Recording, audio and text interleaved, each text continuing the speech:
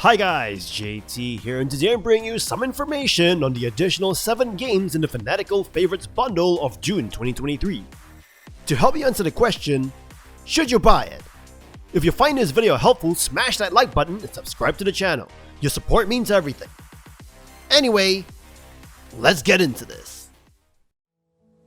At number 1 we have Eternal Edge Plus, an action-adventure game that combines exploration, puzzle solving, and combat. You play as a hero who wakes up in a strange world and sets out on a quest to find out who they are and why they're there. The game's world is large and open, filled with diverse environments to explore and secrets to discover. You'll encounter different creatures and enemies along the way that you must defeat to progress through the game's story. As you explore the world, you'll gain experience points and level up, allowing you to learn new abilities and upgrade your equipment. The game has a variety of weapons and spells to choose from, and you can mix and match them to suit your playstyle.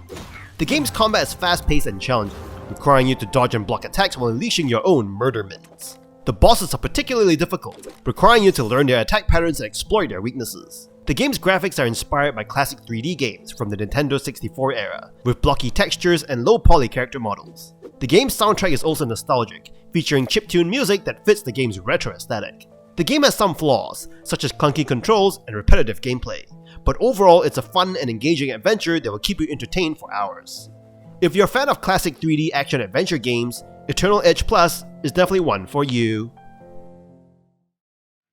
At number 2 we have Shenmue III, a martial arts adventure set in 1980s China that follows the story of Ryo Hazuki, a Japanese teenager on a quest to avenge his father's murder. After an 18-year wait since the previous game, this sequel stays true to the formula of the series, offering a slow pace and meandering experience. The game takes place in Bailu Village, a remote and picturesque settlement that seems to be frozen in time. It's a perfect backdrop for the deliberate pacing that the Shenmue series is known for. The game retains the idiosyncrasies and charms of its predecessors, which can be divisive among players. If you enjoyed the earlier games for their unique qualities, you'll find Shenmue 3 to be a perfect continuation.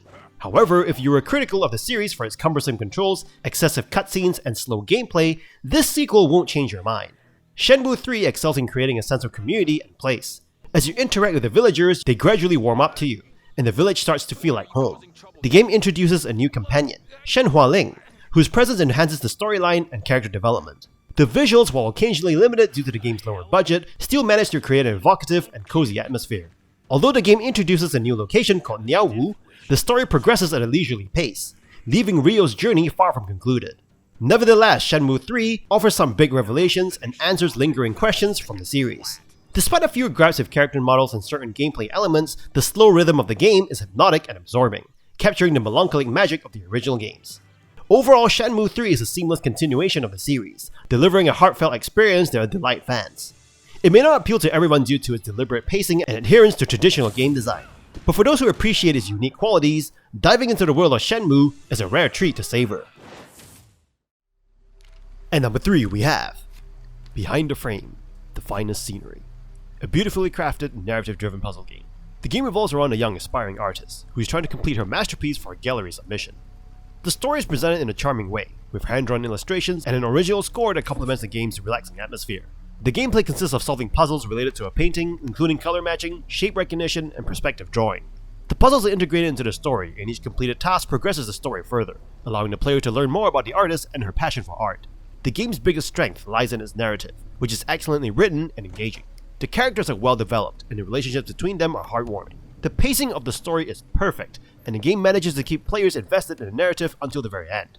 Behind the Frame, The Finest Scenery is a game that manages to create a sense of serenity and calmness, while keeping the players engaged in the narrative. The puzzles are challenging, but not frustrating, and the game's overall design is both aesthetically pleasing and well executed. If you're a fan of narrative-driven puzzle games, Behind the Frame, The Finest Scenery is definitely worth playing. And number 4 we have Homefront: The Revolution, an open-world FPS game. Set in an alternate future, where North Korea occupies the United States, you play as a member of the resistance in Philadelphia, fighting back against the Korean People's Army. You'll take on a series of missions that make up the core campaign and try to sway public opinion by doing things like destroying propaganda, protecting citizens, and setting up Overwatch sites for the resistance. The gunplay in Homefront is somewhere between Battlefield and Call of Duty. The KPA are tough fighters, and your vulnerability means it's best to use hit and run tactics. The weapon modification system is limited but neat, with changes having a noticeable impact on how each weapon performs. You can also upgrade throwable items like molotovs and hacking grenades, and additional items can be purchased to improve your character. Although the areas within Philadelphia aren't fully open world, they are large enough to provide opportunities to take on problems in different ways. The game's performance is pretty good, and it's easy to slip around in the dark, avoiding scanners and soldiers. As you turn the people against the KPA, the areas change, and the clean streets becoming littered, blue flares springing up everywhere, and plenty of people turning against your oppressors and collaborators. The game has some flaws, such as a lack of variety in the side missions and vehicles that don't offer much use in many levels for the attention that they draw. There's even a full version of Time Splitters 2 hidden away if you're looking for additional incentive to try it out. Overall, if you're looking for a decent first-person shooter, Homefront: The Revolution is a game you might enjoy. And number 5 we have Mago, a retro 2D platformer.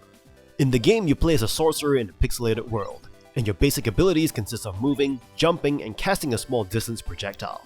The game does a good job of capturing the old-school feel of classic 2D platformers like Mario, offering a variety of gameplay mechanics in addition to the basic 2D platforming.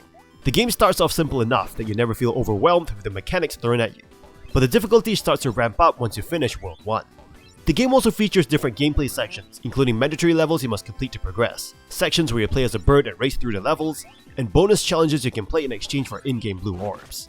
The graphics are pixelated and the art style is beautiful. The sound effects and music are fitting to the overall theme of the game, but the music that plays during the levels may get boring after a while. The overall story of the game is quite basic. Your girlfriend or princess gets abducted at the start of the game, and you chase after her. There isn't any written dialogue in the game, but the characters communicate through expressions and symbols. The game offers a good amount of variety, and there are a good number of different boss fights and challenges. While some boss fights were easier than others, the game's simple nature makes it so that nothing feels unexplained.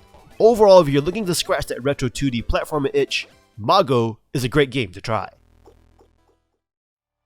And number 6 we have Intravenous, a modern stealth game with classic graphics and gameplay that harkens back to the days of challenging retro games. In the game, you play the role of an avenging sibling out to bring down drug dealers, and the story is conveyed through text-based dialogue and retro cutscenes. While the graphics have a retro feel, the gameplay has modern sensibilities, with a more Souls-like challenge level that is still enjoyable for players who prefer easier difficulties. Players have options to create distractions using their microphone, with a level of detail rarely seen in modern games. You need to deal with light, movement speed, and gear to maintain stealth, and the act of reloading your weapon can even draw attention. Dropping a body can alert guards who will make an effort to look for you. Intravenous is an elaborate stealth system that even accounts for players being seen beyond the screen's coverage, so you need to be prepared to deal with patrols and escape routes. If you fail, you can go guns blazing, but the game will become even more challenging. Guards will swarm you fast, and it will be harder to stay alive. The game is well crafted, with a great attention to detail that makes it a unique and fun experience for fans of classic gaming and stealth mechanics. And number 7 we have Saints Row III, an open-world action-adventure game where you will find yourself immersed in a world of absurdity and mayhem. As a member of the notorious Saints, a media-savvy crime syndicate, you've left your hometown behind and set your sights on the city of Steelport. The game kicks off with a bank heist, where you dress up as exaggerated versions of yourself, alongside your fellow Saints, Shondi and Johnny Gat. From there, the story takes off as you face off against the Syndicate, a ruling gang in Steelport, and embark on a quest to conquer the city. The game offers a mix of activities and story missions to keep you entertained. Activities range from exhilarating tank rampages to adrenaline-fueled insurance fraud, where you throw yourself onto incoming traffic for cash. Story missions provide some of the game's best moments, including epic battles and outrageous scenarios. Throughout your journey, you'll encounter a diverse cast of characters, some amusing and others not so much, but all contributing to the game's offbeat humor. While the gameplay mechanics are solid, they are not groundbreaking. The driving is fast and easy, the shooting is relatively simple, and the combat, while not challenging, is visually spectacular. The game's co-op mode, Horde Mode, offers fast-paced fights, but the ability for a friend to join your campaign renders it somewhat redundant. The city itself may not be the largest sandbox, but it's brimming with entertaining content, from customizable safe houses and vehicles to a vast array of costumes. Saints Row III embraces its own absurdity, striking a balance between ridiculousness and humor. It's not a game that takes itself too seriously, and that's precisely its charm. Despite its flaws and nonsensical elements, the game's commitment to delivering unrestricted, over-the-top fun is unwavering. Saints Row III is a playground of slapstick debauchery, reminding players that games can simply be big, stupid fun.